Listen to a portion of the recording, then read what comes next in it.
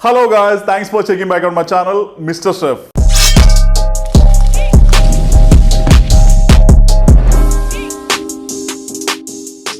ഇന്ന് നമ്മളുടെ ചാനലിലൂടെ ഞാൻ നിങ്ങൾക്ക് പരിചയപ്പെടുത്തുന്നത് മലയാളികൾക്ക് അത്ര പരിചയമല്ലാത്ത ഒരു റെസിപ്പിയാണ് ജാപ്പനീസ് ജിഗ്ലി കേക്ക്. അപ്പൊ നമ്മൾ ഈ കേക്കിന് ജിഗ്ലി കേക്ക് എന്ന് പറയാൻ കാരണം എന്താണെന്ന് വെച്ചാൽ നമ്മൾ ബേക്ക് ചെയ്തതിന് ശേഷം നമ്മൾ ഡീമോൾഡ് ചെയ്തിട്ട് ഇതിൽ പതുക്കെ തട്ടി കഴിഞ്ഞാൽ ഇത് നന്നായിട്ട് ഷെയ്ക്ക് ആവും. കാരണം എന്താണെന്ന് വെച്ചാൽ അത്രയ്ക്ക് സോഫ്റ്റും നല്ല ടെക്സ്ചറും ഉള്ളതുകൊണ്ടാണ് ഇതുമാതിരി നന്നായിട്ട് ഇളകാൻ കാരണം. അപ്പൊ നമ്മളെ ക്രിസ്മസിനോടനുബന്ധിച്ച് ഒരു സ്പെഷ്യൽ റെസിപ്പി ഞാൻ നിങ്ങൾക്ക് തരണമെന്ന് വിചാരിച്ചപ്പോൾ എന്റെ മൈൻഡിലേക്ക് ആദ്യം വന്നത് ഈ ഒരു ജാപ്പനീസ് കേക്കിന്റെ റെസിപ്പിയാണ്. വെറും 4 ഇൻഗ്രീഡിയൻസ് കൊണ്ട് മാത്രം നമുക്ക് വളരെ ഈസി ആയിട്ട് തന്നെ നമ്മളുടെ വീട്ടിലത്തെ കിച്ചണിൽ തന്നെ ഉണ്ടാക്കാൻ പറ്റുന്ന നല്ലൊരു റെസിപ്പിയാണ്. അപ്പോൾ മിസ്റ്റർ ഷെഫിന്റെ ഈ പ്രാവശ്യത്തെ ക്രിസ്മസ് സ്പെഷ്യൽ ആയിട്ട് ഞാൻ നിങ്ങൾക്ക് തരുന്നത് ഈ ജാപ്പനീസ് ജിഗ്ലി കേക്ക് തന്നെയാണ്.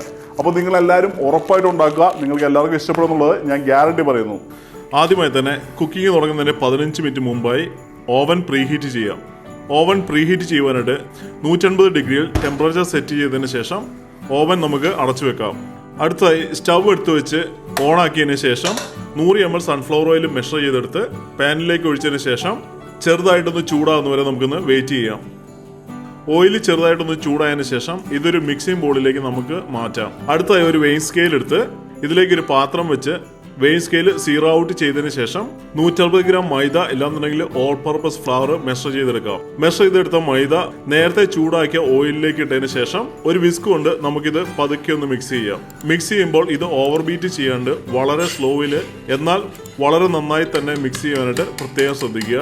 ഇത് നന്നായി മിക്സ് ആക്കിയതിന് ശേഷം 160 ml മിൽക്ക് ഒരു മെഷറിംഗ് കപ്പിൽ എക്സാക്ട്ലി മെഷർ ചെയ്തെടുത്തതിന് ശേഷം നമ്മൾ മിക്സ് ചെയ്ത ബാറ്ററിലേക്ക് നമുക്ക് ഇത് ആഡ് ചെയ്യാം. അടുത്തതായി വിസ്ക് കൊണ്ട് വീണ്ടും നമുക്കിത് നന്നായിട്ടൊന്ന് മിക്സ് ചെയ്തെടുക്കാം. മിക്സ് ചെയ്യുമ്പോൾ നേരത്തെ പറഞ്ഞ മാതിരി നമ്മൾ ഓവർ ബീറ്റ് ചെയ്യാണ്ടിരിക്കാനായിട്ട് ശ്രദ്ധിക്കുക. മിക്സ് ചെയ്തെടുത്തതിന് ശേഷം നമ്മളുടെ ബാറ്റർ സൈഡിലേക്ക് എടുത്ത് മാറ്റി വെക്കാം. അടുത്തതായി നമുക്കൊരു 10 എഗ്ഗ് ക്രാക്ക് ചെയ്ത് ഇതിന്റെ എഗ് യോക്കും എഗ് വൈറ്റും സെപ്പറേറ്റ് ചെയ്ത് 2 ബോളിലേക്ക് മാറ്റിയിടാം. ഈസി ആയിട്ട് എഗ് യോക്ക് സെപ്പറേറ്റ് ചെയ്യുവാനായിട്ട് എഗ്ഗ് ക്രാക്ക് ചെയ്തതിന് ശേഷം അത് നമ്മളുടെ ഒരു കൈയിലേക്ക് ഒഴിച്ച് എഗ് വൈറ്റ് വിരലുകൾക്കിടയിലൂടെ താഴേക്ക് ഇട്ടതിന് ശേഷം എഗ് വൈറ്റ് മാത്രം സെപ്പറേറ്റ് ചെയ്ത് വേറൊരു ബോളിലേക്ക് നമുക്ക് മാറ്റി വെക്കാം. നമ്മൾ ക്രാക്ക് ചെയ്യുമ്പോൾ എഗ് ഷെല്ല് ഇതിൽ വീഴാതിരിക്കുവാനായിട്ട് പ്രത്യേകം ശ്രദ്ധിക്കുക. ക്രാക്ക് ചെയ്തെടുത്ത നമ്മളുടെ എഗ് യോക്ക് നേരത്തെ മിക്സ് ചെയ്ത ബാറ്ററിലേക്ക് ഇട്ടതിന് ശേഷം ഒരു ഹോൾ എഗ്ഗും കൂടെ ഇതിലേക്ക് നമുക്ക് പൊട്ടിച്ചൊഴിക്കാം.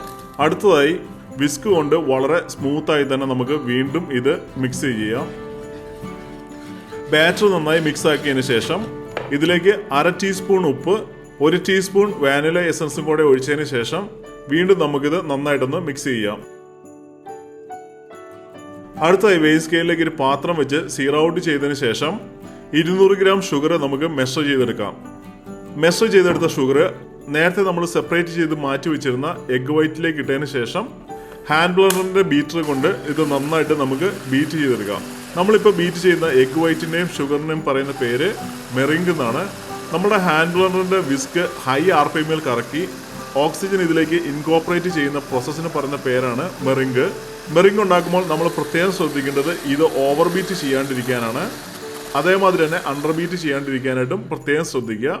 മെറിംഗ് റെഡിയായെന്ന് അറിയാനായിട്ട് നമ്മളുടെ കൈ ഇതിലേക്ക് ഇട്ടതിന് ശേഷം നമ്മൾ കുറച്ച് മുകളിലേക്ക് എടുത്ത് പൊക്കുമ്പോൾ നമ്മളുടെ കയ്യിൽ മെറിംഗ് നന്നായിട്ട് ഹോൾഡ് ചെയ്യുന്നുണ്ടെങ്കിൽ നമുക്ക് അറിയാൻ പറ്റും ഇത് റെഡി ആയിട്ടുണ്ടെന്ന്.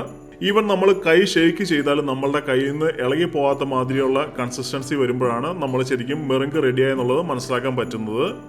അടുത്തതായി നമ്മൾ ബീറ്റ് ചെയ്തെടുത്ത മെറിംഗിന്റെ ഒരു 4/1 നമ്മളുടെ ബാറ്ററിലേക്ക് ഇട്ടതിന് ശേഷം കൈകൊണ്ട് വളരെ സ്മൂത്ത് ആയിട്ട് തന്നെ നമുക്കൊന്ന് ഫോൾഡ് ചെയ്തെടുക്കാം.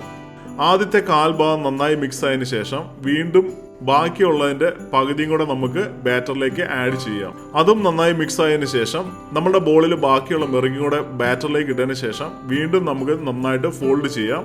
വളരെ സ്മൂത്ത് ആയിട്ട് തന്നെ വളരെ സ്ലോയിൽ ഫോൾഡ് ചെയ്യാനായിട്ട് പ്രത്യേകം ശ്രദ്ധിക്കുക. നല്ല ഫ്ലഫി ആയിട്ട് കിട്ടാൻ വേണ്ടിയിട്ടാണ് നമ്മൾ ഇങ്ങനെ വളരെ സ്മൂത്തായും സ്ലോ ആയും ചെയ്യുന്നത്.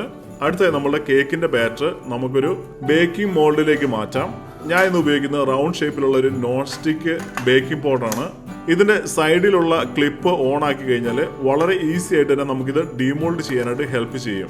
നിങ്ങൾക്ക് ഇങ്ങനത്തെ ഒരു മോൾഡ് മേടിക്കാൻ താല്പര്യമുണ്ടെന്നുണ്ടെങ്കിൽ ഇതിന്റെ ലിങ്ക് ഞാൻ ഡിസ്ക്രിപ്ഷനിൽ കൊടുക്കുന്നതാണ്. ഇപ്പൊ ഞാനിന്ന് ഉപയോഗിക്കുന്നത് നോൺ സ്റ്റിക്ക് ആയതുകൊണ്ട് ഞാൻ ജസ്റ്റ് കുറച്ച് ബട്ടർ അല്ലാന്നുണ്ടെങ്കിൽ ഓയിൽ മാത്രമാണ് ഇതിലേക്ക് അപ്ലൈ ചെയ്യുന്നത്.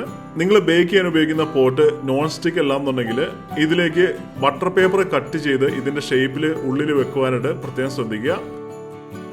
അടുത്തായി നമ്മളുടെ ബാറ്റർ ബേക്കിംഗ് പോട്ടിലേക്ക് നമുക്ക് ഒഴിക്കാം. ബാറ്റർ ബേക്കിംഗ് പോട്ടിലേക്ക് ഒഴിച്ചതിന് ശേഷം നമുക്ക് ചെറുതായിട്ടൊന്ന് ഷെയ്ക്ക് ചെയ്യാം. ഉള്ളിലുള്ള എയർ ബൗൾസ് പുറത്ത് വരാൻ വേണ്ടിയാണ് നമ്മൾ ഇത് ചെയ്യുന്നത്. അടുത്തായിട്ട് നമ്മളുടെ ബേക്കിംഗ് ട്രേയിലേക്ക് നമുക്ക് ആവശ്യത്തിന് വെള്ളം ഒഴിക്കാം. ഞാൻ ഏകദേശം 1 ലിറ്റർ വെള്ളമാണ് ഇതിലേക്ക് ഒഴിക്കുന്നത്.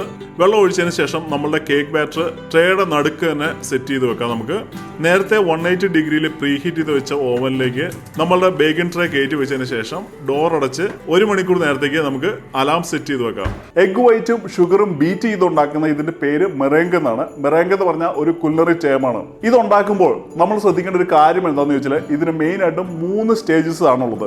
ഒന്ന് ബിൽഡിംഗ് സ്റ്റേജ്, രണ്ടാമത് പീക്ക് സ്റ്റേജ്, മൂന്നാമത് ഡിമിനിഷിംഗ് സ്റ്റേജ്. ഇതിൽ നമുക്ക് വേണ്ടത് പീക്ക് സ്റ്റേജ് ആണ്. അതായത് നമ്മൾ മെറേങ്കും ഷുഗറും കൂടെ ബീറ്റ് ചെയ്യുമ്പോൾ തുടക്കത്തിലുള്ള സ്റ്റേജിന് പറയുന്നതാണ് ബിൽഡിംഗ് സ്റ്റേജ്. അത് കഴിഞ്ഞ് ഇതിന്റെ മാക്സിമം എത്തിക്കഴിയുമ്പോൾ പറയുന്ന പേരാണ് പീക്ക് സ്റ്റേജ്. ആ പീക്ക് സ്റ്റേജിലാണ് നമ്മൾ ഇത് മെയിൻ ആയിട്ട് ഉപയോഗിക്കേണ്ടത്. പീക്ക് സ്റ്റേജ് കഴിഞ്ഞ് വീണ്ടും നമ്മൾ ബീറ്റ് ചെയ്തുകൊണ്ടിരുന്നു കഴിഞ്ഞാൽ അത് ഡിമിനിഷിംഗ് സ്റ്റേജിലേക്ക് പോവുകയും ആ ഒരു സ്റ്റേജിൽ നമുക്ക് മെറാങ്ക് നമ്മളുടെ ഡിഷിനായിട്ട് ഉപയോഗിക്കാനായിട്ട് പറ്റുകയില്ല. അപ്പോൾ ഈ ഒരു പ്രോസസ്സ് മാത്രം നിങ്ങൾ വളരെയധികം ശ്രദ്ധിക്കുക.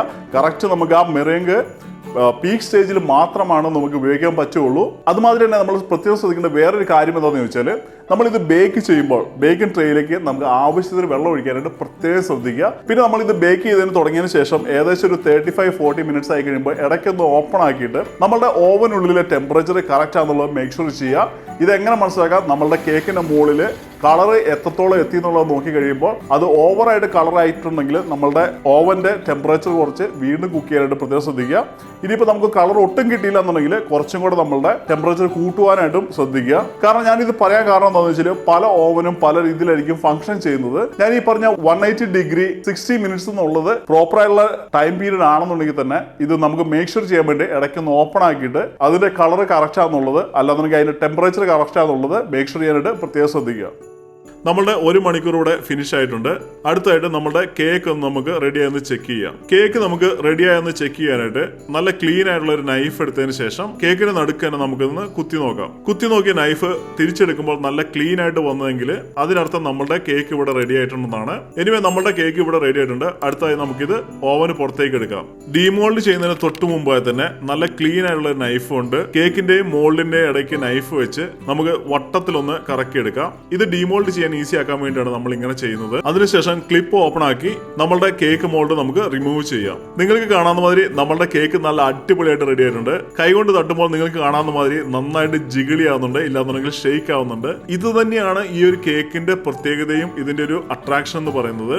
അടുത്തായി നമ്മളുടെ കേക്ക് ഒരു കട്ടിംഗ് ബോർഡിലേക്കോ ഇല്ലാന്നുണ്ടെങ്കിൽ ഒരു കേക്ക് ബോർഡിലേക്കോ നമുക്ക് മാറ്റിയതിന് ശേഷം ഗാർണിഷ് ചെയ്യാനായിട്ട് ബീറ്റ് ചെയ്തെടുത്ത വിപ്പിംഗ് ക്രീം സെന്ററിലും അതേമാതിരി തന്നെ സൈഡിലും നമുക്ക് പൈപ്പ് ചെയ്തെടുക്കാം. അതിനുശേഷം പൊടിച്ചെടുത്ത കുറച്ച് ഷുഗർ ഒരു സ്ട്രെയിനറിലേക്ക് ഇട്ടതിന് ശേഷം പതുക്കെ ഒന്ന് ഡസ്റ്റ് ചെയ്തെടുക്കാം.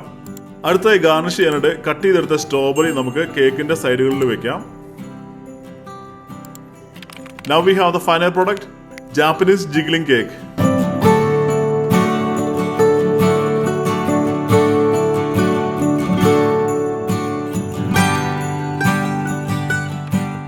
ഗൈസ് അടുത്തായിട്ട് നമുക്ക് ടേസ്റ്റ് നോക്കാം.